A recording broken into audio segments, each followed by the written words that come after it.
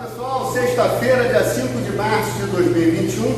Eu acho que antes de eu me pronunciar sobre a questão da ADI 5337 no STF, que trata das transferências e hereditariedade de taxa, esclarecer um ponto importante, que é a questão da votação. O placar do último plenário virtual terminou da seguinte maneira: o relator ele votou pela inconstitucionalidade dos artigos, ou seja, para acabar com a lei.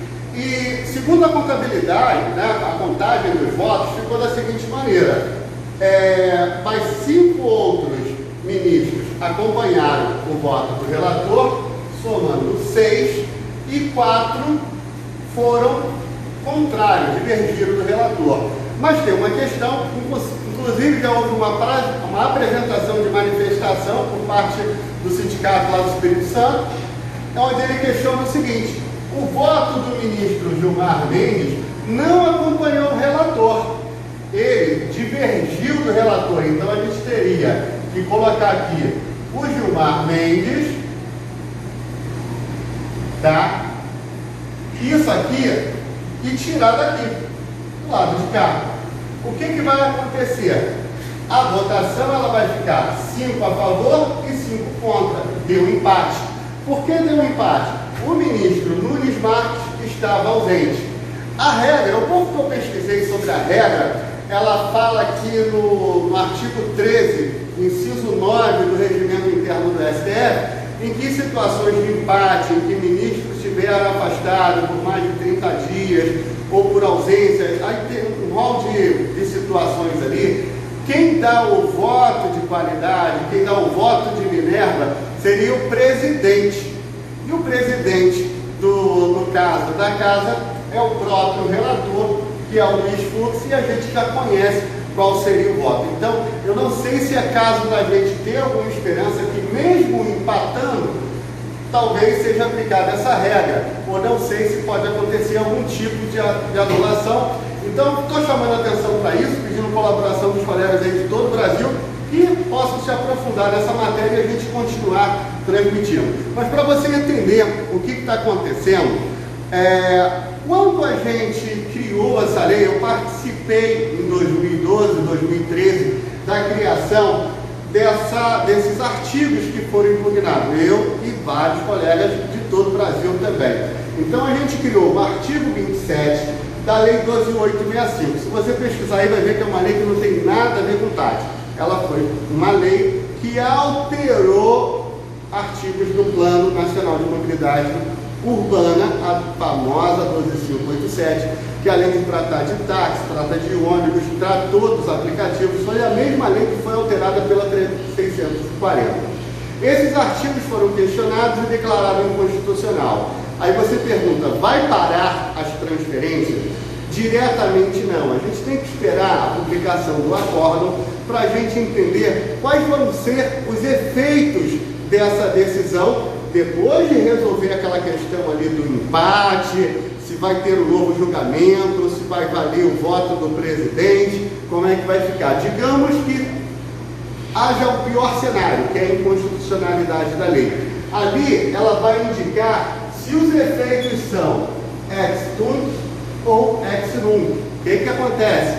Se os efeitos são desde a criação da lei em 2013, ou se os efeitos serão a partir do julgamento daqui para frente. Se ela for declarada que o efeito é desde lá de trás, porque quando você declara a inconstitucionalidade da lei, ela sai do ordenamento jurídico e é como se essa lei nunca tivesse existido. E se essa lei for declarada como se nunca tivesse existido, todos os efeitos desta lei, eles são nulos, eles são anulados. Então, todas as transferências que foram feitas de 2013 para cá, elas teriam que ser anuladas, o que geraria um grande transtorno em várias cidades brasileiras para diversas famílias. Então é bem provável que, caso isso aconteça, que ela venha no efeito ex nunc daqui para frente. Aqui no Rio de Janeiro, em especial, vai parar a transferência? A gente não sabe se agora ou não. Saindo o acórdão, vai depender de ação, é a inércia da jurisdição. A lei municipal que autoriza a transferência, ela está em vigor, tá? Os seus efeitos, você pode entrar com a transferência, vai transferir. E acontece que quando saem essas decisões lá em cima no Supremo, é normal os ministérios públicos dos estados acompanharem. Também não seria de bom tom em tempos de crise, porque a transferência ela dá oxigenação, é onde aquele profissional que já está cansado, está aposentado, ele está saindo, ou então ele está dando oportunidade para um familiar dele. Então, em momentos como a gente, que vários taxistas morreram agora nessa pandemia, é onde você consegue deixar alguma garantia, alguma chance de defesa para a tua família. Então, socialmente, não seria interessante um promotor agora entrar com uma ação dessa, e a gente tem que esperar o que vai acontecer. Agora, do mérito da questão, tá? Eu assisti um vídeo do Salomão Pereira, lá de São Paulo. Ele fez uma análise até bem bacana, prestei bastante atenção no vídeo dele, mas ele faz a vertente onde a gente volta a discutir: o táxi é um serviço público ou é um serviço privado? Porque quando a gente vai falar em isenção de impostos, isenção de PVA, de IPI, de IOF, de ICMS, a gente quer que o táxi seja público. Agora, quando a gente fala de autorização, de transferência, de permissão, a gente quer que ele seja privado, para que assim possa. A gente tem que voltar um pouquinho mais lá atrás, na década de 60, onde o sistema de táxi era bem parecido hoje com o meu carro de aplicativo. Qualquer um pega seu carro, bota a serviço da população e vai trabalhar. A coisa chegou num ponto onde ninguém ganhava mais dinheiro, não havia qualidade, não havia a questão do conforto, da segurança, da higiene, e por todas essas razões, São Paulo, 1968, Rio de Janeiro, 1970, e as primeiras regulamentações datam dessa época. Para quê? Para que se houvessem garantias, tanto para o profissional, garantias para o usuário. Entender o que é serviço público. É um serviço, ele tem que ser necessário, ele pode ter periodicidade, ele tem que ter universalidade, tem uma série de requisitos do serviço público. Tentar usar aqui uma linguagem mais simples para o meu amigo taxista poder entender. Então, assim, você não tem um taxista servidor público. Por quê? Se numa cidade as empresas de ônibus resolverem parar, olha, as empresas de ônibus encerraram suas atividades, o prefeito vai ter que montar uma empresa de táxi, uma empresa de ônibus, desculpa. O prefeito vai ter, porque é um serviço essencial, como é essencial o serviço de água, o serviço de energia elétrica, mas táxi não. Você tem cidades que não tem táxi. Então, o serviço de táxi é o particular prestando serviço particular. Há quem diga que o movimento que aconteceu há 50 anos atrás, na década de 70, foi uma espécie de usurpação da liberdade do sistema de táxi. Então, a gente vai falar em dois parâmetros. A gente está falando aqui de artigo 22, é competência da União legislar sobre transporte e trânsito, ou artigo 30 da Constituição, é competência dos municípios legislar sobre assuntos de interesse local. Essa mesma discussão ela é bem paralela quando discutimos aqui a questão dos aplicativos. Se os municípios poderiam fazer leis que proibissem, que regulassem, ou se a União tinha que fazer. Aí, já aproveitando aqui, o vídeo está um pouco longo, mas peço que você fique até o final para entender o seguinte: o que aconteceu lá atrás, onde é que surgiu a 13640? Os aplicativos foram para Brasília para se autorregulamentarem. Em seguida, os taxistas foram e a gente tentou impedir isso. Pedimos o bloqueio, sim, pedimos o banimento dele do nosso país, mas nós perdemos essa situação.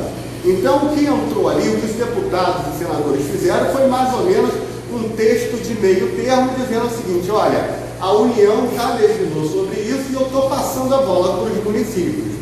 E quando chegou nos municípios onde a gente achou que seria mais simples legislar, a gente encontrou um cenário onde taxistas guerreiam, muitos politicamente, porque querem ser candidatos nas próximas eleições, ou ter seus interesses de associados em suas cooperativas, associações, sindicatos. A gente conhece toda a fofoca.